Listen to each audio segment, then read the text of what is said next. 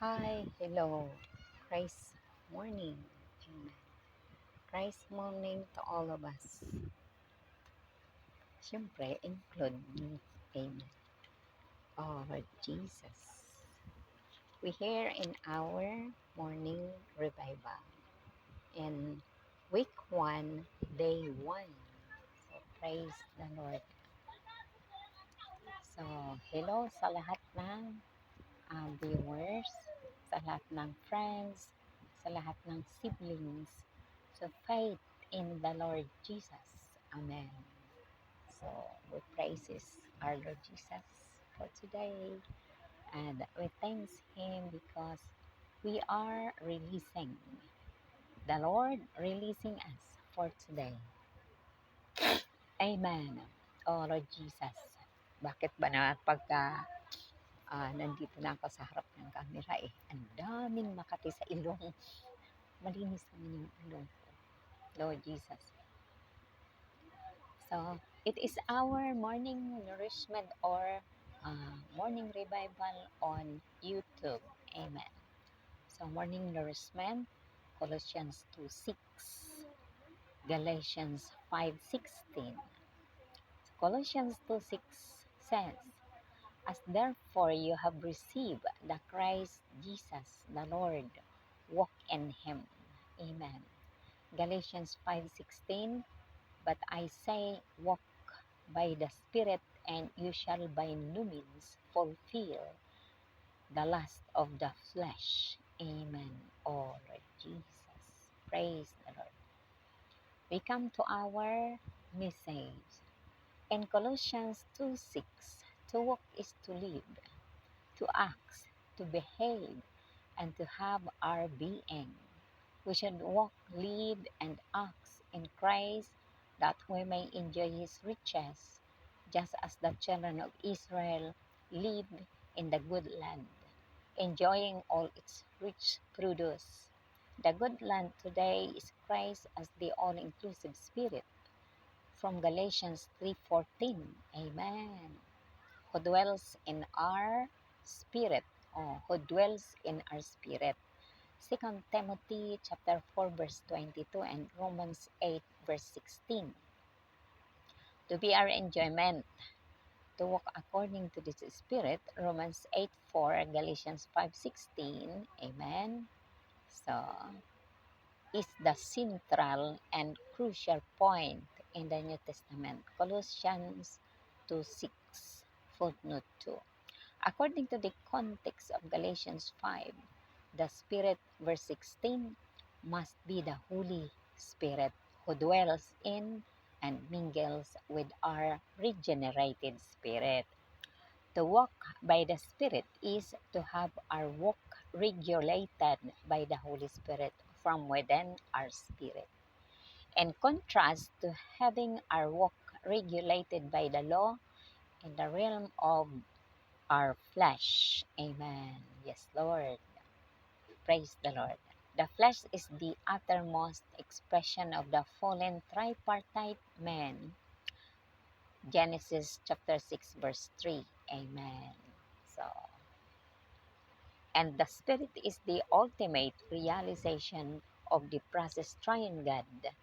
John 7:39. Because of Christ's redemption in the Spirit work, the Spirit's work of regeneration, we who have received God's dispensing can walk by the Spirit, by the process triune God, instead of by the flesh, by our fallen being. Paul wrote this book not only to rescue the distracted Galatian believers from the law on the negative side, but also on the positive side, to bring them into the realization that the believer have the all-inclusive life-giving spirit in their spirit, that we may live, walk, and have their being in this spirit. Galatians 5:16. Amen. Praise the Lord. So, and with footnote 2. So today, the righteous requirement of the law is not consciously kept by us through our outward endeavoring, but spontaneously and unconsciously fulfilled in us by the inward working of the Spirit of life. Praise the Lord. The Spirit of life is the Spirit of, and Christ corresponds with the law of God. This Spirit within us spontaneously fulfills all the righteous requirements of the law through us when we walk according to Him. Romans 8:4, footnote 1. So praise the Lord. So the Greek word for walk denotes the general walk and our living, the requirements that we must fulfill in order that the law of the Spirit of life, which has already been installed in us, amen, may work are number 1, to walk according to the Spirit, verse 4. Number 2, to mind the things of the Spirit, to set the mind on the Spirit, verses 5 to 6. And number 3, to put to death by the Spirit the practices of the body, verse 13. And number 4, to be led by the Spirit as sons of God, verse 14. And number 5, to cry to the Father in the spirit of sonship, amen, verse 15. And number 6, to witness that we are the children of God, verse 16. And number 7, okay, to groan for the full sonship, the redemption of our body, verse 23. Romans 8:4, footnote 2. Second Timothy strongly stresses our spirit. In the beginning, it emphasizes that a strong, loving, and sound spirit was given to us, a spirit by which we can fan the gift of God into flame and suffer evil with the gospel according to the power of God and the Lord's life imparting grace. Chapter 1, verse 16 to 10. Verse 6 to 10. In the consent concluding, yeah in in the conclusion, it blesses us by emphasizing the Lord's being with our spirit, that we may enjoy Him, amen, that we may enjoy Him, praise the Lord, as God, as grace in order to stand against the downward current of the church decline and carry out God's economy through His indwelling Spirit. Chapter 1, verse 14, and equipping word. Chapter 3, verse 16 to 17, and 2 Timothy chapter 4, verse 22, footnote 1. So praise the Lord. So in the grievous days of the worsening of the church degradation, what is needed is the eternal grace of God, which was given to us in eternity. 2 Timothy 1:9, and is to be appropriated by us in this age.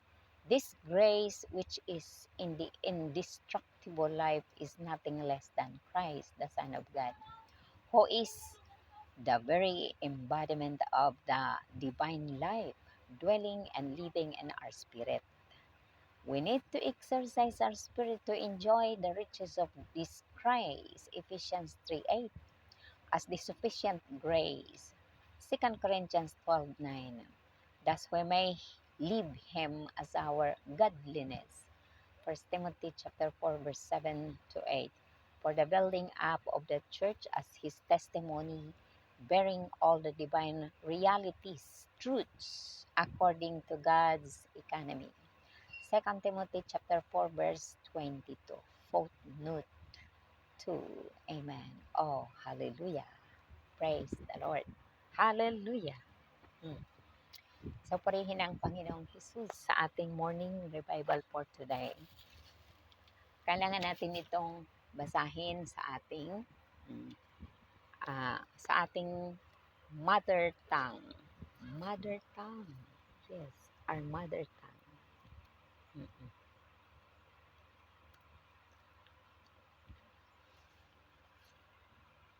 So, praise the Lord.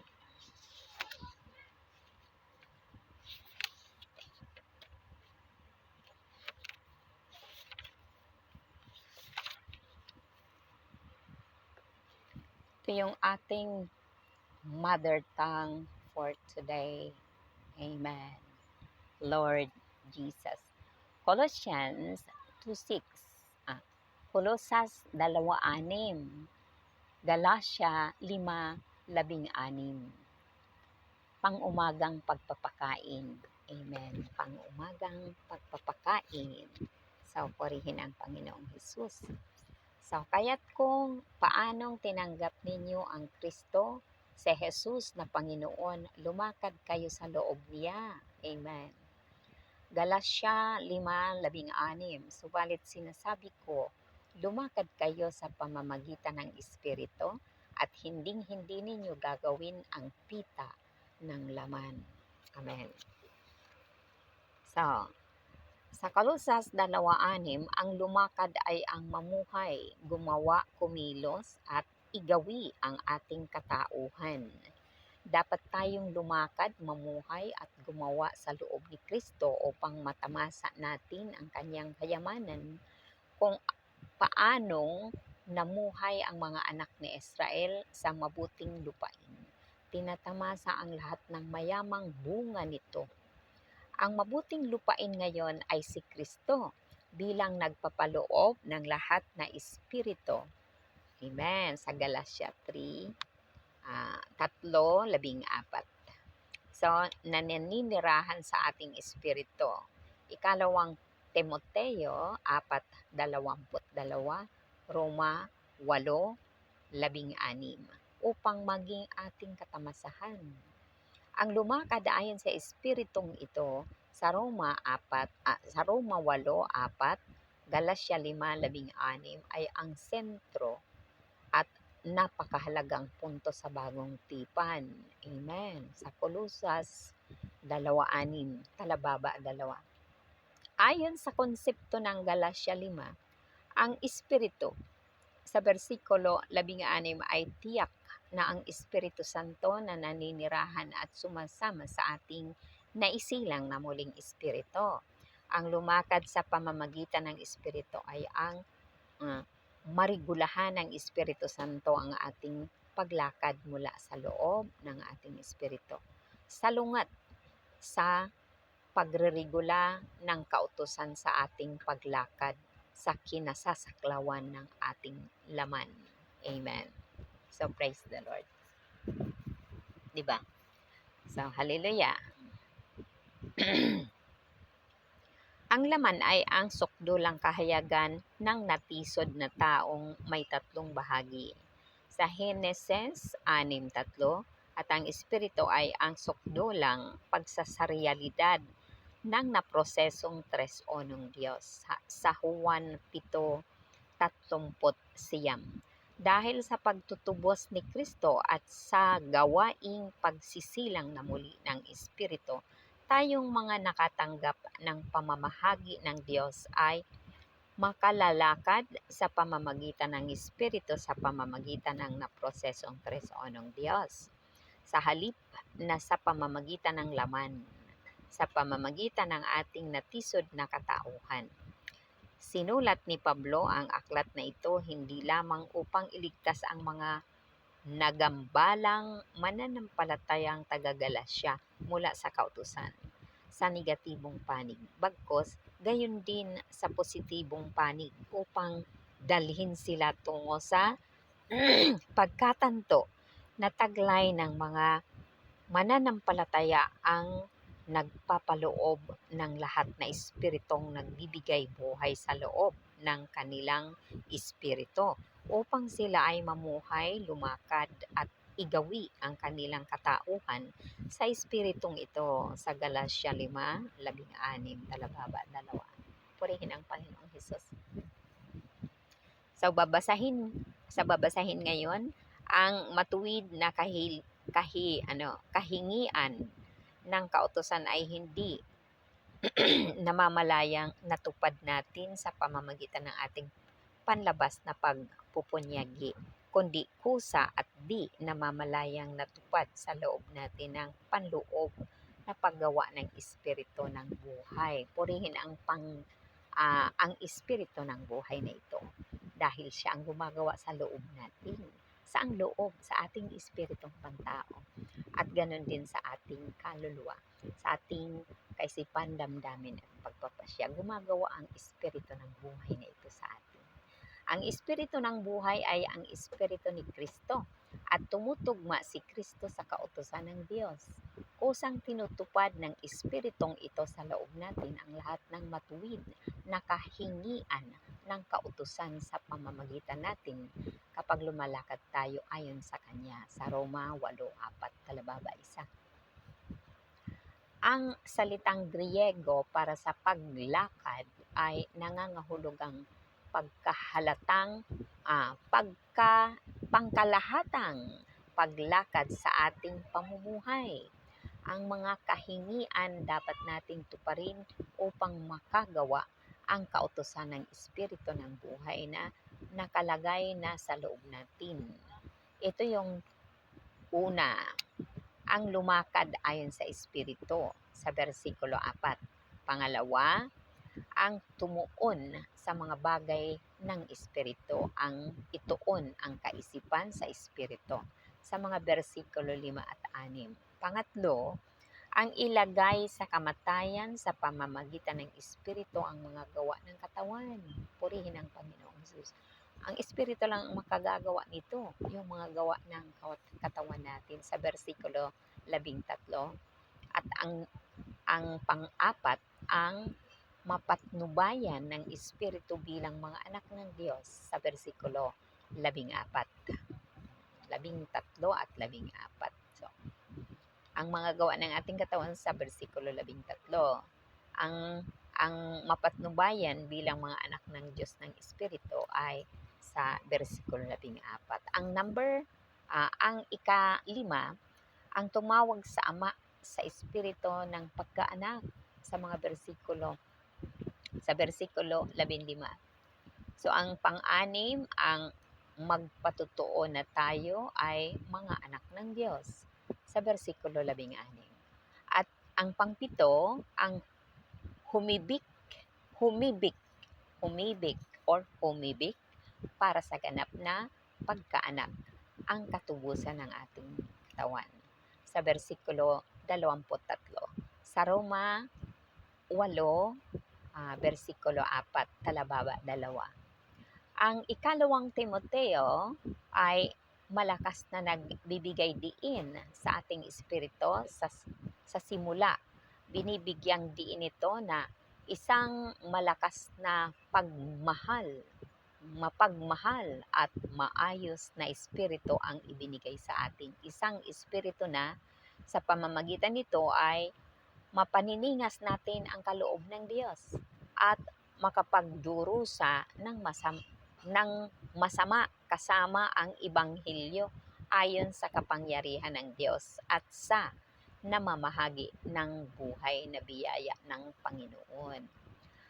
Sa Kapitulo 1, bersikulo 6-10.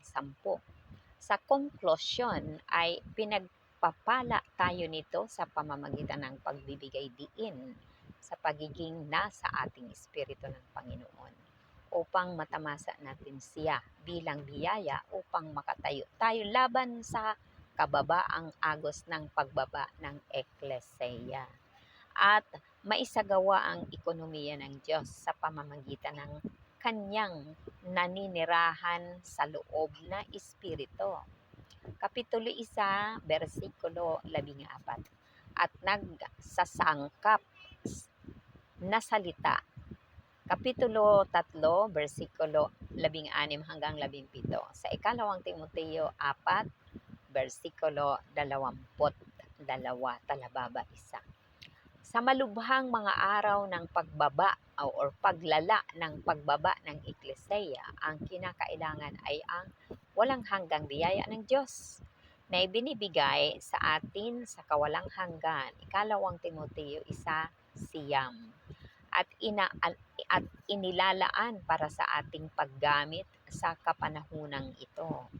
Ang biyayang ito na nasa loob ng di nasisirang buhay ay walang iba kundi si Kristo, ang anak ng Diyos na siya mismong pagsasakatawan ng dibinong buhay, naninirahan at namumuhay sa ating espiritu. Diba? Kailangan nating ensayuhin ang ating espiritu upang matamasa ang kayamanan ng Kristong ito. Amen. Sa Episod 3, versikulo 8. Bilang sumasapat na biyaya, Ikalawang Korinto 12, versikulo 9.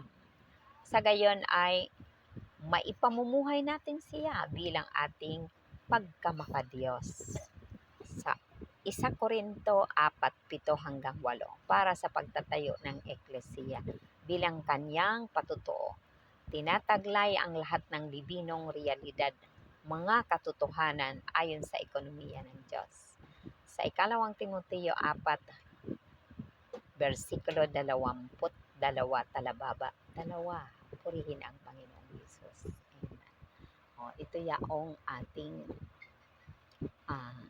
pagpapakain ngayong umaga ng Lunes, Mayo 27 sa taong 2024. 2024. Purihin ang Panginoong Jesus. Amen. So, praise the Lord sa ating morning revival on YouTube. Praise the Lord. Hallelujah. So, napakaganda ng ating mensahe ngayon, di ba? Mga kapatid, mga minamahal na mananampalataya ng Panginoong Jesus. Napakaganda ng mensahe para sa atin. So, kaya kailangan natin laging mamuhay at lumakad doon sa pinaghalong espiritu na nasa loob na natin. Siya ay nai-install na sa ating pantaong espiritu. Kaya, pagka nag-switch on tayo sa Kanya, tawagin lamang natin ang Kanyang pangalan. It means na tayo ay hindi nagre-rely sa ating pantaong kakayahan, kundi nagre-rely tayo sa ating Diyos na pinananampalatayanan natin sa Jesucristo na siyang pagsasakatawan ng 3 ng Diyos at naproseso ito na maging Panginoong Espiritu na nasa loob na natin. Ito yaong fulfillment ng Emmanuel in the Old Testament na sinasabing ang Diyos ay sumasa atin. Ngayon nasa atin na ang Diyos na ito na si Jesucristo na naging tao at Diyos, at siya sa isang banda nakaupo siya sa trono ng kalangitan, sa trono ng mga kalangitan, sa kanan ng Ama. At sa isang banda rin, kung tinatawag natin siya, nakaugpong siya sa ating pantaong espiritu. Kaya siya ay malayang gumagawa sa ating pantaong espiritu kung tayo ay nakaugpong sa Kanya. Ang ating pantaong espiritu ay set natin ang ating renewed mind into the mingled spirit, then we can enjoy Him as our life-giving spirit. And then He lead us as the many sons of God. Amen. Praise the Lord. Hallelujah. Amen.